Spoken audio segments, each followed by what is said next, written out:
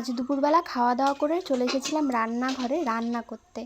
না, রান্না ঠিক না, মানে কালকে ডাল ছিল তো সেটাকেই আজকে জ্বালাবো, পেঁয়াজ সম্বার দিয়ে ভালো করে জ্বালিয়ে একদম শুকনো শুকনো করব। আমাদের বাড়ি বাসি ডালে অত কেউ খেতে চায় না, তাই আজকের এই ডালটা কেউই খেতে চাচ্ছিল না। আমি তারপরে ভাবলাম যে ঠিক আছে, পেঁয়াজ দিয়ে এটাকে ভালো করে জাল দেওয়া যায়। তার কাছ থেকে শুনে নিয়েছি কিভাবে এই ডালটা করব। তো মা বললো সবার প্রথমে পেঁয়াজ দিতে হবে গরম তেলে, আর তারপরে ততক্ষণ ভাজতে হবে যতক্ষণ না ব্রাউন হয়ে যায়। এর মধ্যে একটু নুনও দিতে হবে যাতে পেঁয়াজটা গলে না যায়, মানে একটু নরম নরম থাকে, পুড়ে পুড়ে না যায়। তারপরে ডালটা দিয়ে এবার অপেক্ষা করতে হবে যতক্ষণ ডালটা শুকাবে, ততক্ষণ পর্যন্ত এটাকে নাড়া দিতে হবে। আর এখন তো দুপুর প্রায় 1টা বাজে, বাইরে এত রোদ্দুর, আমি যে বাইরেই বেরোতে পারছিলাম না। তাও একটু বাইরে বেরিয়েছিলাম, বাইরে বেরিয়ে দেখি বাইরের আবহাওয়া গরম।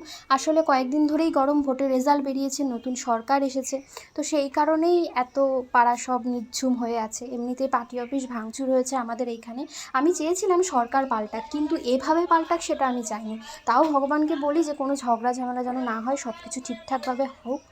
আর আপাতত এখন কাজে মন দিই। এদিকে ডাল হতে হতে আমি ভাবলাম যে রান্নাঘর তো পরিষ্কার করেছি, কিন্তু এই জানলাটা পরিষ্কার করা হয়নি, তো সেই জানলাটাই পরিষ্কার করছিলাম। এখান থেকে তো হাতে পাওয়া যায় না, তাও একটু কষ্ট করে করছিলাম।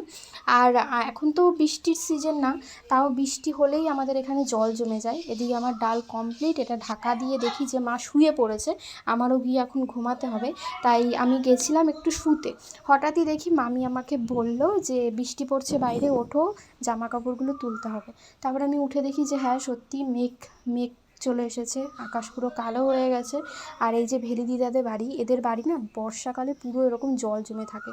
আমাদের পাড়ার মধ্যে সবার থেকে নিচু বাড়ি এদের, যেই কারণে জল একটু বৃষ্টি হলেই জমে যায়।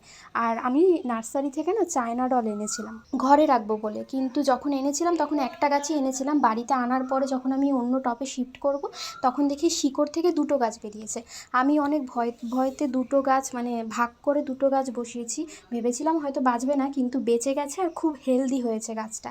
আর এই যে হ্যাঙ্গিং প্ল্যান্টটা, এটা আমি স্টেশন থেকে নিয়ে এসেছিলাম, এটাও দেখি খুব ভালো হয়ে গেছে। ইচ্ছা আছে এটাকে ঘরে রাখবো, মানি প্ল্যান্টও ঘরে রাখবো, তার সাথে সাথে এই গাছটাকেও।